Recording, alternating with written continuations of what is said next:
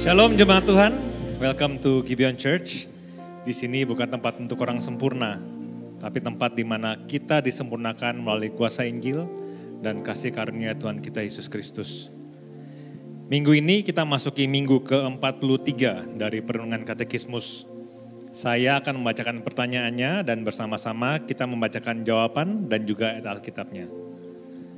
Bagaimana seharusnya hidup kita memuliakan Allah di dalam dunia? Sebagai gambar dan rupa Allah yang telah ditebus, kita hidup memuliakan Allah melalui buah roh yang nampak dalam kehidupan kita.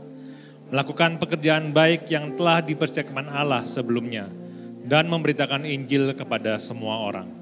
Kita baca dari Efesus 2 ayat 10. Karena kita ini buatan Allah, diciptakan dalam Kristus Yesus untuk melakukan pekerjaan baik yang dipersiapkan Allah sebelumnya.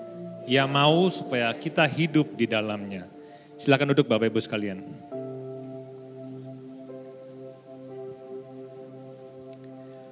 Handphone yang ada di tangan saya ini fungsinya sebagai alat komunikasi. Kita bisa lihat sosial media, kita bisa chatting, bisa telepon, bisa main game, bisa juga buat ganjel pintu, bisa nggak? Bisa. Bisa juga untuk ngulek sambal, bisa nggak? Bisa. Tapi kalau kita gunakan untuk hal-hal yang tidak sesuai dengan tujuannya, maka sebenarnya handphone ini luput dari tujuan aslinya. Dan tidak berfungsi pada yang seharusnya. Begitu juga dengan kita manusia. Kita bisa saja sangat sibuk dengan kegiatan kita. Dan kita mungkin bisa berhasil dengan apa yang kita lakukan. Bahkan kita juga bisa bermanfaat bagi banyak orang. Tapi kalau hidup kita tidak sesuai dengan tujuan dari Sang Pencipta kita, maka kita kehilangan makna yang sejati. Efesus 2 ayat 10 menjawab pertanyaan penting. Untuk apa kita hidup? Paulus berkata bahwa kita ini buatan Allah. Diciptakan dalam Kristus Yesus untuk melakukan pekerjaan baik. Dan kalau kita baca di 2 ayat sebelumnya, Paulus juga menegaskan bahwa keselamatan bukan hasil usaha, tetapi anugerah semata. Jadi pekerjaan baik itu bukan syarat untuk kita diselamatkan, tapi itu adalah bukti bahwa kita telah diselamatkan. Kata buatan Allah di dalam Efesus 2 ayat 10, dalam bahasa aslinya itu berarti karya seni. Jadi kita ini bukan produksi pabrikan. Yang sekali produksi langsung massal dan banyak dan semua sama. Tetapi kita ini diciptakan oleh Allah. Dan Dia membentuk kita satu persatu dengan tujuan. Juga dengan keindahan. Dan juga dengan maksud yang spesifik dari Allah. Ketika Paulus berkata, diciptakan dalam Kristus Yesus, itu berarti kita mengalami ciptaan baru. Hidup lama kita sudah berlalu dan kita hidup kini sebagai ciptaan baru di dalam Tuhan. Namun kita hanya bisa memahami ayat ini kalau kita memandang kepada Kristus. Kita diciptakan ulang di dalam Kristus karena Dialah yang telah lebih dulu hidup sempurna, melakukan pekerjaan baik yang tidak mungkin bisa kita lakukan. Di salib, Yesus menyerahkan dirinya sepenuhnya kepada kehendak Bapa. Dan lewat kebangkitannya, kita dilahirkan menjadi manusia baru. Jadi setiap karya baik yang muncul dari hidup orang percaya bukanlah hasil usaha moral, tetapi pancaran dari kehidupan Kristus di dalam kita. Kita memuliakan Allah bukan supaya diterima, tetapi karena sudah diterima di dalam Kristus. Mungkin kita bisa menanyakan hal ini kepada diri kita. Apakah hidup saya benar-benar memuliakan Allah?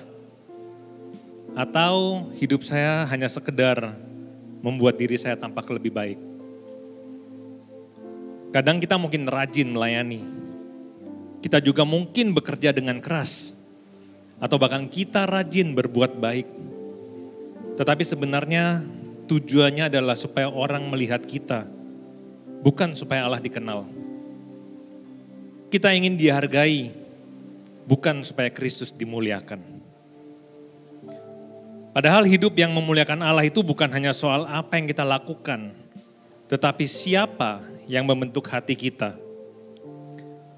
Pekerjaan baik adalah buah Roh Kudus, yaitu kasih, sukacita, damai sejahtera, kesabaran, kemurahan, kebaikan, kesetiaan, kelemah lembutan, dan penguasaan diri. Dan dari buah itulah dunia bisa mengecap dan melihat bahwa kita memang buatan Allah, karya tangannya yang hidup. Tapi kalau kita jujur, sering banget kita gagal. Kita tahu harusnya kita mengasihi, tapi kita lebih memilih untuk egois. Kita tahu harusnya kita sabar, tapi kita masih mudah tersinggung. Kita tahu harusnya kita mengampuni, tetapi kita menahan pengampunan tersebut karena kita merasa diri kita lah yang menjadi korban. Kita tahu harusnya kita hidup bagi Allah, tapi justru kita hidup untuk diri kita sendiri.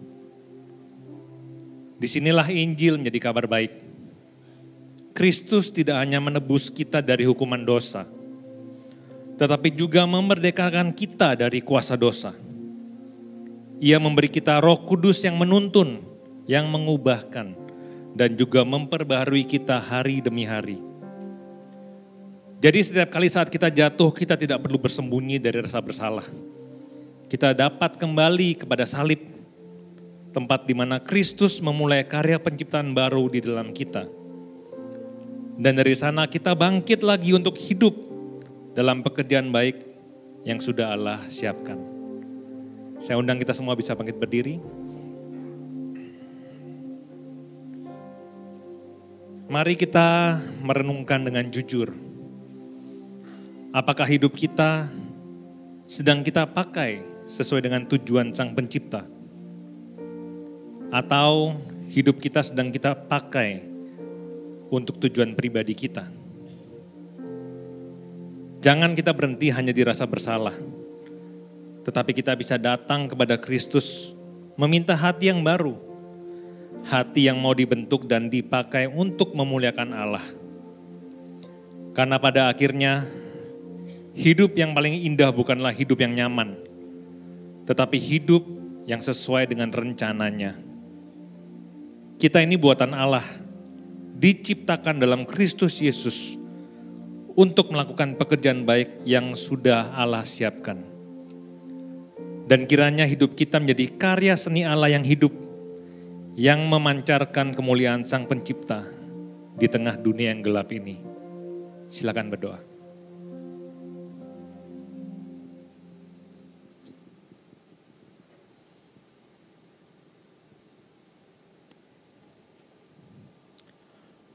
Tuhan, kami bersyukur karena Engkau menciptakan kami bukan tanpa tujuan, tetapi untuk memuliakan-Mu Tuhan. Ampuni kami karena sering kami hidup untuk diri kami sendiri, mengejar hal-hal yang sementara dan hal-hal yang fana, dan melupakan Engkau Tuhan. Pulihkan hati kami dengan kasih-Mu. Ajarlah kami berjalan dalam pekerjaan baik yang sudah Engkau siapkan.